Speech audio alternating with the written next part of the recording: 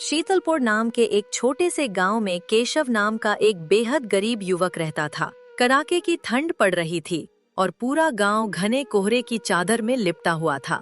केशव के परिवार में उसके साथ उसके बूढ़े और बीमार माता पिता रहते थे। केशव का परिवार इतना गरीब था कि उनके पास इस हाड़ कंपा देने वाली सर्दी से बचने के लिए न तो कोई पक्का मकान था और न ही शरीर ढकने के लिए पर्याप्त ऊनी कपड़े। उनके पास अपनी कोई जमीन नहीं थी और न ही खाने का कोई पक्का साधन। केशव दिन भर इस ठिठुरती ठंड में दूसरों के खेतों में मजदूरी करता और खून पसीना एक करके जो थोड़ा बहुत कमा पाता उसी से अपने परिवार का पेट भरता। अपने बेटे को इस जानलेवा सर्दी में इतनी मेहनत करते देख केशव के माता पिता का मन दुख से भर जाता। वे अक्सर अलाव के पास बैठकर आपस में बातें करते। हमारे पास ना अपना घर है और ना ही जमीन। हमारा बेटा दिन भर बर्फीली हवाओं के बीच दूसरों के खेतों में खटता है और बदले में उसे बहुत कम पैसे मिलते हैं। हम दोनों बुढ़ापे में अपने बेटे पर बोझ बन गए हैं। केशव उनकी बातें सुन लेता और मुस्कुराते हुए उन्हें समझाता। माँ बाबूजी, आप परेशान मत होइए, भगवान सब देख रहा है। मैंने कभी किसी का बुरा नहीं किया, हमेशा ईमानदारी से मेहनत की है। मैंने बचपन से गरीबी की ये सर्द रातें देखी हैं, पर मैंने कभी हार नहीं मानी। मुझे यकीन है कि एक दिन सूरज निकलेगा और हमारी जिंदगी से ये गरीबी का कोहरा हमेशा के लिए हट जाएगा। केशव हमेशा सोचता था कि आज भले ही वक्त की हवाएं उसके खिलाफ चल रही हों, लेकिन अगर वह लगातार मेहनत की आग में तपता रहेगा तो एक दिन उसके किस्मत की बर्फ जरूर पिघलेगी और सारे दुख खत्म हो जाएंगे।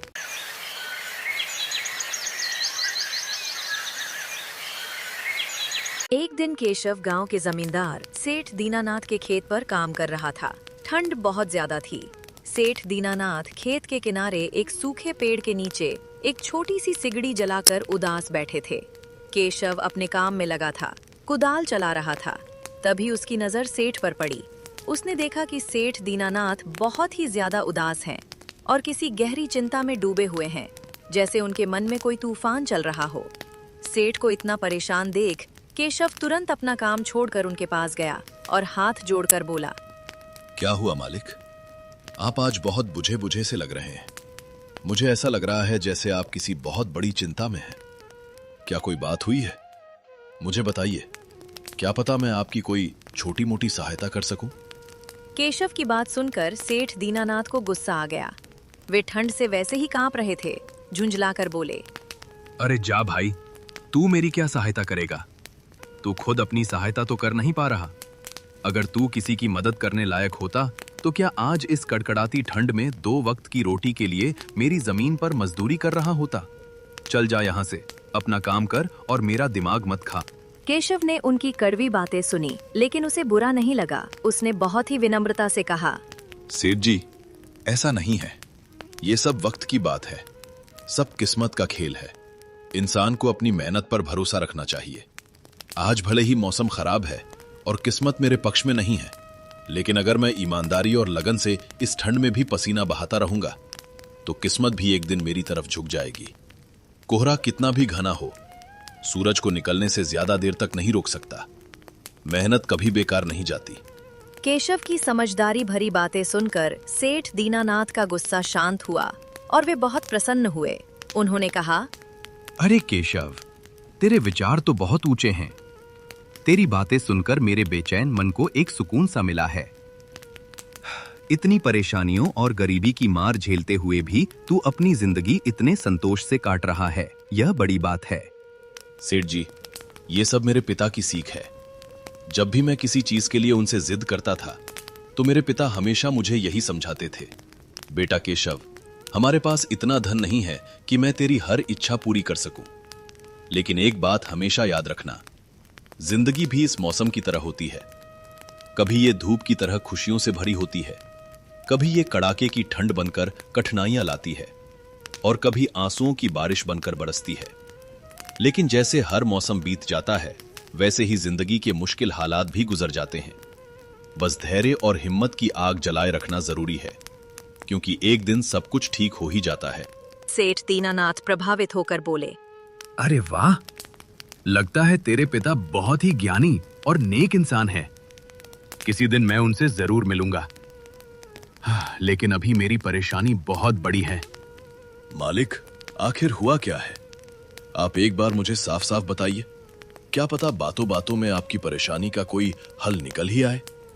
दीनानाथ ने लंबी सांस छोड़ी और कहा, अरे केशव, मैं एक बहुत बड़ी मुसीबत में फंस गया हूँ। मुझे अपनी परेशानी का कोई भी किनारा नजर नहीं आ रहा है। सेठ जी, एक बार बताइए तो सही। केशव, हमारे गांव में मेरे पिता की एक पुश्तैनी जमीन थी, जो कई पीढ़ियों से हमारे पास थी। वह जमीन बहुत कीमती है। उस पर मेरा और मेरे भाई का पूरा हक है। पर हमारे गांव के ही दो दबंग बाप बेटों बलवंत और उसके बेटे शेरा ने उस पर जबरदस्ती कब्जा कर लिया है। मैं पुलिस थाने में केस दर्ज कराने की सोच रहा था, लेकिन गांव के बड़े बड़े और ताकतवर लोग उनके साथ हैं। मैं कितनी भी कोशिश कर लूं, मैं उन गुंडों का कुछ नहीं बिगाड़ पाऊंगा। अब तो सुना है कि उन लोगों ने उस जमीन पर खेती बाड़ी भी शुरू कर दी है।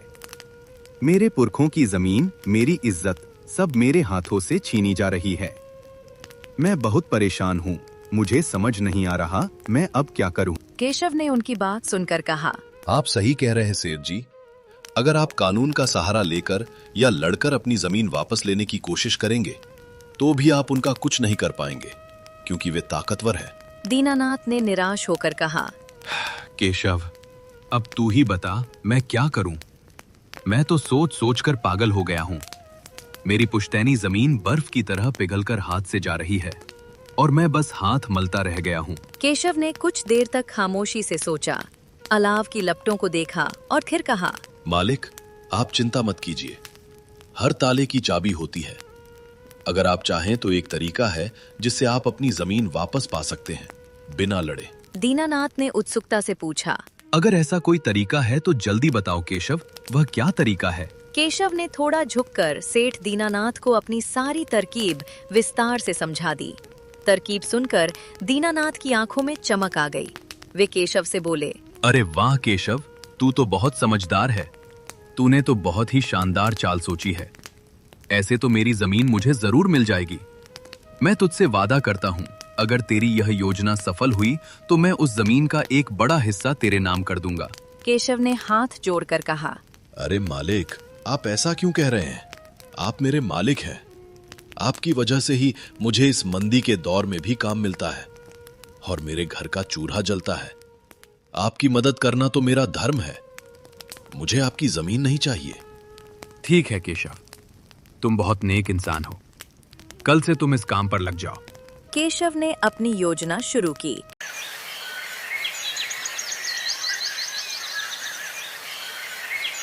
अगले दिन केशव, बलवंत और शेरा नाम के उन बाप बेटों के पास पहुंच गया जिन्होंने दीनानाथ की जमीन हथिया रखी थी। वे दोनों खेत पर अलाव ताप रहे थे। केशव ने जाकर कहा, नमस्कार सेठ जी। मैं यहाँ से गुजर रहा था तो पास के लोगों ने बताया कि आप बहुत बड़े जमींदार हैं और आपके यहाँ काम के लिए मजदूर की जरूरत है। क्या मुझे भी कोई काम मिल सकता है? अरे कौन हो तुम?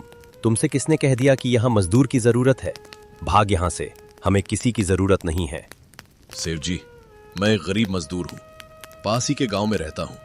काम की तलाश में इस ठंड में इधर उधर भटक रहा हूँ। हर दिन कहीं ना कहीं काम मिल जाता है, बस उसी से अपना पेट पालता हूँ। कभी खेती कर लेता हूँ तो कभी कोई और मजदूरी। हाथ पैर ठंडे पड़ रहे हैं। थोड़ा काम मिल जाता तो मेहरबानी होती। ये तो ठीक है, पर हमारे यहाँ फिलहाल कोई काम नहीं है। केशव ने अपनी चाल चली। सेठ जी, मैंने तो सुना है कि आप लोग इस गांव के सबसे रईस और बड़े जमींदार हैं। आपके पास बहुत सारी जमीन है, इसलिए आपके यहाँ हमेशा मजदूरों की जरूरत रहती है। मुझे लगा कि इतने बड़े घर में मुझे कोई ना कोई काम तो जरूर मिल जाएगा। शेरा ने अपने पिता से कहा, बाबूजी ये सही कह रहा है, मजदूर तो चाहिए ही। लेकिन बलवंत ने फिर मना कर दिया। अरे भाई, मैंने कहा ना, यहाँ किसी भी मजदूर की जरूरत नहीं है। इसका मतलब दीनानाथ सेठ तुम्हारे बारे में सही कह रहे थे। दीनानाथ का नाम सुनते ही बलवंत के कान खड़े हो गए। उसने पूछा, दीनानाथ ने हमारे बारे में क्या कहा? अरे कुछ नहीं सेठ जी, छोड़िए उन बातों को। चलिए तो मैं चलता हूँ, आपके यहाँ तो कोई काम नहीं है, मैं अपने लिए कहीं और देख लेता हूँ। केशव वहां से मुड़कर जाने लगा। तभी बलवंत और शेरा ने उसे रोक लिया। वे जानना चाहते थे कि उनका दुश्मन दीनानाथ उनके बारे में क्या बातें कर रहा है। बलवंत बोला, अरे भाई इधर आओ, शायद तुम्हारे लिए हमारे पास एक काम निकल आए, पहले इधर आ। केशव तुरंत उनके पास लौट आया और बोला, धन्यवाद सेठ जी, बताइए क्या काम है। आप जो भी काम बोलेंगे मैं हर काम करने के लिए तैयार हूँ। आखिर बूढ़े माँ बाप का पेट पालना है। अरे सब्र रख, काम तो हम तुम्हें बता ही देंगे। पहले ये बता कि वो दीनानाथ हमारे बारे में क्या कह रहा था। केशव ने झूठ बोला। सेठ जी, मैं पहले सेठ दीनानाथ के यहाँ ही काम करता था, पर वो बहुत ही कंजूस और बदतमीज आदमी है। मैं उसके यहाँ कड़कड़ाती ठंड में दिन रात मेहनत करता था, पर इतनी मेहनत करने के बाद भी वो मेरी सही मजदूरी नहीं देता था। इस बात पर कल मेरी उससे बहुत बहस हो गई। फिर क्या हुआ? उसने हमारे बारे में क्या कहा? केशव ने मिर्च मसाला लगाकर कहा, जब मेरी सेठ दीनानाथ से बहस हो रही थी, तब उसने घमंड में कहा कि पूरे गांव में मुझसे ज्यादा मजदूरी कोई नहीं दे सकता। तो मैंने भी गुस्से में कह दिया कि गांव के सबसे बड़े और दिलदार जमींदार तो बलवंत सेठ और शेरा सेठ हैं। वे सबसे अच्छी मजदूरी देते हैं, इसलिए उनके यहाँ हमेशा काम करने वालों की भीड़ रहती है और वे मजदूरों का ख्याल रखते हैं। ये सुनकर दोनों बाप बेटे खुशी से फूल गए। बलवंत हंसा। हाँ भाई, बिल्कुल सही कहा तूने। आखिर हम गांव के सबसे बड़े जमींदार हैं। हमारा फर्ज है कि जो भी मजदूर हमारे यहाँ काम करता है उसे उसकी मेहनत का फल मिले। वाह सेठ जी, आपने बहुत अच्छी बात कही। वो दीनानाथ सेठ कभी भी आपकी बराबरी नहीं कर सकता। वो तो शायद आपके पैर की धूल के बराबर भी नहीं है। बलवंत और शेरा केशव की चिकनी चुपड़ी और चापलूसी भरी बातों में आ गए। उन्होंने उसे अपने यहाँ काम पर रख लिया। बलवंत बोला, चलो अब काम की बात करते हैं। तुम एक अच्छे और समझदार इंसान लगते हो। हमें अपने खेत पर काम करने के लिए तुम्हारे जैसे ही एक मेहनती मजदूर की जरूरत है। कल से ही काम पर आ जाना।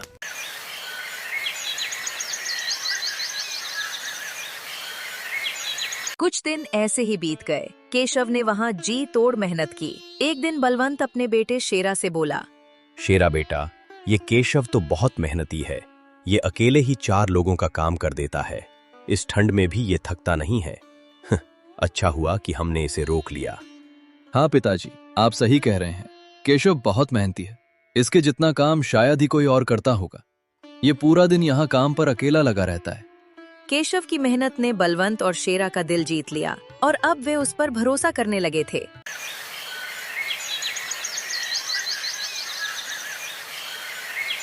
कुछ दिन और बीत गए। एक शाम कोहरा बहुत घना था और अंधेरा भी जल्दी हो गया था। बलवंत और शेरा अपने खेतों का दौरा करने आए। जब वे खेत पर पहुंचे तो देखा कि केशव इतनी देर गए घने कोहरे और अंधेरे में भी काम कर रहा था। केशव भाई, अब तो रात होने वाली है और ठंड भी बहुत बढ़ गई है। तुम इतनी देर तक काम क्यों कर रहे हो? अब घर जाओ और आराम कर लो। सेठ जी, हमारी किस्मत में आराम कहाँ है। घर पर बूढ़े माँ बाप हैं, ठंड से ठिठुर रहे हैं। काम नहीं करूंगा तो उनके लिए 2 वक्त का खाना और गर्म कपड़े कहां से जुटा पाऊंगा। घर पर बैठकर गरीबी को कोसने से अच्छा है कि मैं काम करूं। इस तरह मेरा मन भी लगा रहता है और शरीर में गर्मी भी बनी रहती है। तुम बहुत मेहनती हो केशव, लेकिन आज का काम यहीं छोड़ दो और घर जाकर रजाई में आराम करो। नहीं सेठ जी, इसकी कोई जरूरत नहीं है। मैं काम करने में ही खुश हूं। आप लोग जाइए, मैं ठीक हूं। थोड़ा काम और बाकी है, निपटा कर चला जाऊंगा। ठीक है केशव, फिर हम चलते हैं।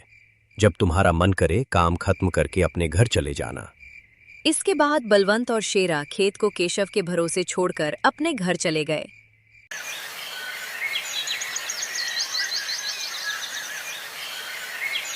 अगली सुबह जब बलवंत और शेरा अपने खेत पर लौटे तो वहां का नजारा देखकर उनके होश उड़ गए। खेत में पुलिस खड़ी थी और गांव के कुछ लोग जमा थे। पुलिस को देखकर दोनों दौड़ते हुए आए और हांफते हुए पूछा, क्या हुआ थानेदार साहब? आप यहाँ सुबह सुबह क्या कर रहे हैं? क्या ये जमीन तुम दोनों की है? हाँ थानेदार साहब, ये जमीन हमारी है। हमारे पास इसके कागजात तो नहीं, पर कब्जा हमारा ही है। फिर तो तुम दोनों को ले जाकर जेल में डालना ही पड़ेगा। ये क्या कह रहे हैं थानेदार साहब? हम कुछ समझे नहीं। आप क्या कहना चाह रहे हैं? हमने क्या किया है? अभी तुम दोनों बहुत अच्छे से समझ जाओगे। वो देखो तुम्हारी जमीन से क्या निकला है। थानेदार के कहते ही जब दोनों बाप बेटे ने पलट कर देखा तो वहां उनकी जमीन में एक गड्ढा खुदा हुआ था और उसमें एक मानव कंकाल हड्डियों का ढांचा पड़ा था। ये देखकर दोनों बाप बेटे डर के मारे कांपने लगे। ठंड तो थी ही, अब डर ने उन्हें और जमा दिया। बलवंत हकलाते हुए बोला, थानेदार साहब, ये किसकी लाश है और ये हमारे खेत में कहां से आ गई? थानेदार ने चिल्लाकर कहा, अब बहाने मत बनाओ। पहले लोगों को मारो, फिर उन्हें अपनी जमीन में गाड़ दो, और अब कह रहे हो कि ये क्या है? ये लाश तुम्हारी जमीन से मिली है, इसका जवाब तुम्हें ही देना होगा। शेरा रोने जैसा मुंह बनाकर बोला, नहीं थानेदार साहब, हमें नहीं पता कि ये सब क्या है। ये लाश यहाँ कैसे आई? हमें सच में कुछ नहीं पता। थानेदार ने धमकाते हुए कहा, अब झूठ मत बोलो। अगर फांसी नहीं हुई तो कम से कम तुम दोनों को उम्र कैद की सजा तो जरूर मिलेगी। ठंड में जेल की हवा खाओगे तो अक्ल ठिकाने आ जाएगी। फांसी और उम्र कैद की बात सुनकर दोनों बाप बेटे बुरी तरह डर गए और थानेदार के सामने हाथ जोड़कर गिड़गिड़ाने लगे। थानेदार साहब, हम इस लाश के बारे में कुछ नहीं जानते। हमें नहीं पता ये लाश किसकी है और इसे यहाँ कौन गाड़ कर चला गया। इस मुसीबत से बचने के लिए दोनों ने एक दूसरे का मुंह देखना शुरू किया। तभी केशव वहां भीड़ से निकलकर उनके पास आ गया। उसने बहुत ही भोलेपन से पूछा, अरे सेठ जी, ये पुलिस यहाँ क्यों आई है? क्या हुआ है मालिक? बलवंत ने केशव का हाथ पकड़ लिया और कहा, केशव, देखो, पता नहीं कहां से हमारी जमीन में ये कंकाल आ गया है। हम तो फंस गए। मालिक, ये कंकाल यहाँ कहां से आ गया? ये तो बहुत गंभीर बात है। हाँ केशव, पता नहीं ये कंकाल यहाँ कहां से आया है, और थानेदार साहब को लगता है कि इसे हमने यहाँ मार कर गाड़ा है। अब तू ही कोई उपाय सोच जिससे हम इस परेशानी से बच सकें। तीनों को आपस में खुसुर पुसुर करते देख थानेदार ने जोर से कहा, अब कोई तरकीब मत बनाओ।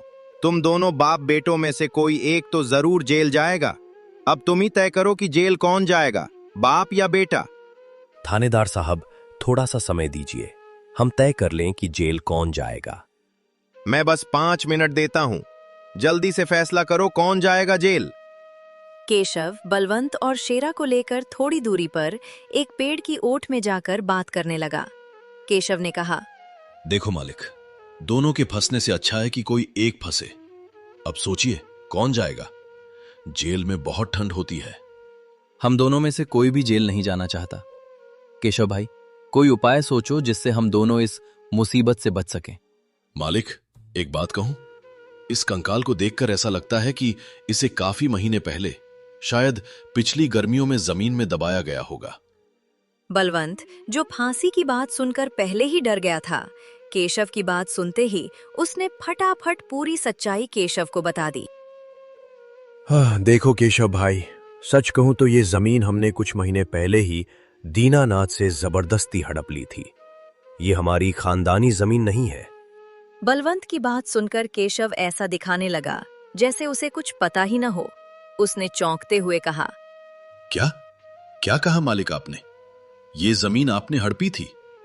मुझे कुछ समझ नहीं आ रहा, जरा साफ साफ बताइए। बलवंत ने जमीन हड़पने की पूरी कहानी केशव को बताई कि कैसे उन्होंने दीनानाथ को डरा धमकाकर जमीन ली थी। पूरी कहानी सुनने के बाद केशव ने कहा, मालिक, अगर ऐसा है तो मेरे पास एक तरकीब है जिससे सांप भी मर जाएगा और लाठी भी नहीं टूटेगी। जल्दी बताओ केशव भाई, क्या तरकीब है? तरकीब बताने से पहले मुझे यह बताइए कि आप लोगों के लिए क्या ज्यादा जरूरी है, ये जमीन या आप दोनों की जान? केशव, इसमें पूछने वाली कौन सी बात है? हमारे लिए जमीन से ज्यादा हमारी जान प्यारी है। जान बची तो लाखों पाए। तो एक काम कीजिए मालिक, आप सबसे पहले जाकर थानेदार को बताइए कि यह जमीन सेठ दीनानाथ की है। आप उनसे साफ साफ कहिए कि हमने तो बस कुछ महीने पहले ही यह जमीन खेती के काम के लिए उनसे ली थी। ये लाश पुरानी है, तो इसका मतलब ये लाश दीनानाथ के समय की है। बाकी का काम मैं संभाल लूंगा। अरे केशव, लेकिन इससे तो हमारी जमीन हमसे छिन जाएगी, फिर क्या होगा? नहीं मालिक, शायद आप मेरी तरकीब समझ नहीं पाए। जब आप थानेदार को बताएंगे कि ये जमीन सेठ दीनानाथ की है, तो पुलिस किसे गिरफ्तार करेगी? सेठ दीनानाथ को। और जब दीनानाथ हत्या के जुर्म में जेल चला जाएगा, तब आप लोग फिर से जमीन पर कब्जा कर सकते हैं। इससे आप लोग भी जेल जाने से बच जाओगे और जमीन भी। दीनानाथ के जेल जाने के बाद जमीन आप ही के पास रहेगी। केशव की यह चालाकी भरी तरकीब सुनकर दोनों बाप बेटे दंग रह गए। वाह केशव भाई, तुम तो बहुत होशियार हो। आज तक तुमने हमें अपने काम से खुश किया था, अब तुम्हारी बुद्धि हमारी जान भी बचाएगी। इसके बाद तीनों वापस थानेदार के पास गए। केशव ने जो कुछ सिखाया था वही बात दोनों बाप बेटे तोते की तरह थानेदार से कहने लगे। बलवंत ने हाथ जोड़कर कहा, थानेदार साहब, हमसे गलती हो गई। असल में ये जमीन हमारी नहीं है। हमने कुछ महीने पहले ही काम करने के लिए ये खेत सेठ दीनानाथ से लिया था। ये जमीन पुश्तैनी रूप से उन्हीं की है। वो जब खुद फंस गए हों तो अब किसी और को फंसाकर अपनी जान बचाना चाहते हो ना? साहब, अगर आपको हमारी बात पर यकीन नहीं हो रहा तो आप केशव से पूछ लीजिए। वो हमारे साथ बस कुछ दिनों से ही काम कर रहा है। इससे पहले वो सेठ दीनानाथ के यहाँ काम करता था। बोलो केशव, ये जमीन किसकी है? थानेदार साहब, ये जमीन सच में सेठ दीनानाथ की है। बलवंत सेठ और शेरा सेठ ने तो बस कुछ समय से जमीन पर खेती कराना शुरू किया है। केशव की गवाही सुनकर थानेदार ने सिपाही से कहा, जाओ, सेठ दीनानाथ को बुलाकर लाओ। साहब, मैं जाकर बुला लाता हूं। केशव तुरंत दौड़कर गया और सेठ दीनानाथ को बुला लाया। लेकिन इस बार दीनानाथ अकेले नहीं थे। वे अपने साथ गांव के सरपंच को भी लेकर आए थे। सरपंच ने आते ही पूछा, यहाँ क्या हो रहा है? इतनी ठंड में यहाँ इतने लोग क्यों जमा हैं? देखिए सरपंच जी, इन दोनों की जमीन से एक कंकाल निकला है और अब ये लोग कह रहे हैं कि ये जमीन इनकी नहीं है बल्कि सेठ दीनानाथ की है। थानेदार ने सरपंच जी को पूरी कहानी सुना दी। अपने आप को हत्या के केस में फंसता देख बलवंत ने झट से सरपंच से कहा, सरपंच जी, आप गवाह हैं। ये जमीन हमारी नहीं है। हम यहाँ बस कुछ समय से काम कर रहे हैं। आप हमारे मजदूर केशव से पूछ लीजिए। हाँ सरपंच जी, ये जमीन सेठ दीनानाथ की है। सरपंच ने बलवंत को घूरते हुए कहा, मैं कैसे मान लूं कि ये जमीन दीनानाथ की है? हमारे यहाँ का पटवारी और तुम खुद तो कह रहे थे कि इस जमीन पर तुम्हारा कब्जा था और तुम इसके मालिक हो। अब अचानक पलट गए? नहीं साहब, हमने झूठ बोला था। हमने दीनानाथ के साथ धोखा किया था। हम बस इस जमीन को हड़पना चाह रहे थे, लेकिन अब हमें ये जमीन नहीं चाहिए। अगर आप चाहें तो हम सबके सामने लिखित में देने को तैयार हैं कि ये जमीन दीनानाथ की है।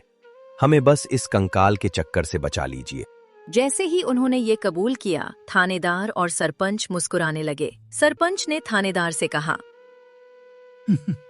थानेदार साहब, आप जाइए। बाकी का काम अब हम संभाल लेंगे। सरपंच के कहने पर थानेदार वहां से चला गया। बलवंत और शेरा हैरान थे कि पुलिस बिना किसी को गिरफ्तार किए क्यों चली गई। सरपंच ने दीनानाथ से कहा, अब बताओ सेठ, ये कंकाल यहाँ कैसे आया? तुमने किसे मारकर यहाँ गाड़ा है? दीनानाथ जोर से हंसे और बोले, अरे सरपंच जी, ये तो नकली कंकाल है। यह जानवरों की हड्डियों का ढांचा है जिसे मैंने और केशव ने मिलकर यहाँ गाड़ा था। इन दोनों ने मिलकर मेरी जमीन हड़प ली थी और अपनी ताकत के दम पर वापस नहीं कर रहे थे। इसलिए मैंने और केशव ने मिलकर यह ठंड के कहर के बीच यह योजना बनाई थी ताकि इन दोनों के मुंह से डर के मारे सच निकलवा सकें। दीनानाथ की बात सुनते ही दोनों बाप बेटों के पैरों तले जमीन खिसक गई। क्या यह नकली था? वे समझ गए कि यह उनकी खुद की कबूली हुई बात थी जिसने उन्हें फंसा दिया। केशव को इस योजना में शामिल देखकर दोनों बाप बेटों को समझ आ गया कि यह सब सेठ दीनानाथ और केशव की मिली भगत थी। अब दोनों बाप बेटों के पास अपनी गलती मानने और शर्मिंदा होने के सिवा कोई चारा नहीं था। बलवंत ने सिर झुका लिया।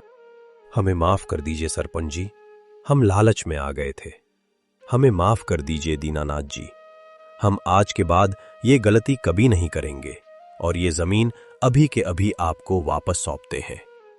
बलवंत और शेरा दोनों सरपंच और सेठ दीनानाथ के पैरों में गिरकर माफी मांगने लगे। दोनों को इतना गिड़गिड़ाता देख दीनानाथ का दिल पसीज गया। उन्होंने कहा, ठीक है बलवंत, मैंने तुम्हें माफ किया। सरपंच जी, इन्हें जेल मत भेजिए। दीनानाथ ने अपना केस वापस ले लिया। सरपंच ने चेतावनी दी, जाओ, आज तुम्हें छोड़ रहे हैं, लेकिन याद रखना, दूसरों की जमीन पर बुरी नजर डालना पाप है। बलवंत और शेरा ने हाथ जोड़कर कहा, धन्यवाद सेठ दीनानाथ जी, आपने हमें माफ कर दिया। आज के बाद हम ऐसी गलती कभी नहीं करेंगे। वे दोनों शर्मिंदा होकर वहां से चले गए। अंत में खेत पर सिर्फ केशव और दीनानाथ बचे थे। ठंडी हवा चल रही थी, लेकिन अब उसमें जीत की गर्माहट थी। दीनानाथ ने केशव से कहा, केशव, जैसा कि मैंने वादा किया था, जिस जमीन पर तुम काम कर रहे थे और जिसे तुमने अपनी बुद्धि से मुझे वापस दिलाया, आज से उस जमीन का एक बड़ा हिस्सा तुम्हारा है। अब तुम भी जमीन के मालिक हो। केशव की आंखों में आंसू आ गए। उसने कहा, नहीं मालिक, इसकी कोई जरूरत नहीं है। मैंने तो बस अपना फर्ज निभाया। दीनानाथ ने मुस्कुराते हुए कहा, याद करो केशव, तुमने मुझसे क्या कहा था? बस मेहनत करते रहो, एक दिन तकदीर का दरवाजा जरूर खुलेगा। तो समझो, तुम्हारी तकदीर का दरवाजा खुल चुका है। अब से तुम्हें और तुम्हारे बूढ़े माता पिता को ठंड में ठिठुरने की जरूरत नहीं पड़ेगी।